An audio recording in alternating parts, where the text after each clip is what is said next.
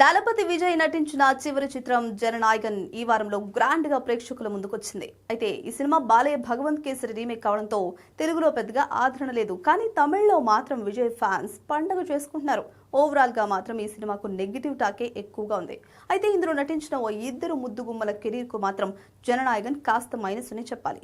Young sensation Mamitha Baiju career ప్రస్తుతం peaks లో ఉండగా భగవంత్ కేసరిలో శ్రీలీల పోషించిన పాత్రను జననాయకన్ లో మమిత పోషించింది. దీంతో ఈ ఇద్దరి పర్ఫార్మెన్స్ గురించి చర్చ మొదలైంది. మమిత బైజు తన పాత్ర పరిధి మేరకు ఆకట్టుకున్నప్పటికీ శ్రీలీలకే ఎక్కువ మార్కులు పడుతున్నాయి. విజయ్ పాత్రలో శ్రీలీల చూపించిన ఎనర్జీ, ఆమె చార్మ్ ప్రేక్షకులను ఎంతగానో కట్టిపడేశాయి. దీంతో మమిత శ్రీలీలను మ్యాచ్ చేయలేకపోయిందనే కామెంట్స్ వినిపిస్తున్నాయి. ఇక ఈ సినిమాలో హీరోయిన్ గా నటించిన బుట్టబొమ్మ పూజా హెగ్డేకు మరోసారి షాక్ తగిలిందనే చెప్పాలి. కొంతకాలంగా సరైన విజయం కోసం ఎదురు చూస్తున్న పూజా హెగ్డేకి జననాయకన్ రూపంలో మళ్లీ నిరాశ ఎదురైంది. ఈ సినిమాతో తిరిగి ఫామ్ లోకి రావచ్చని పూజ ఎన్నో ఆశలు పెట్టుకుంది. కానీ ఈ సినిమా ఫలితం ఆమె ఆశలపై నీళ్లు చల్లేసింది.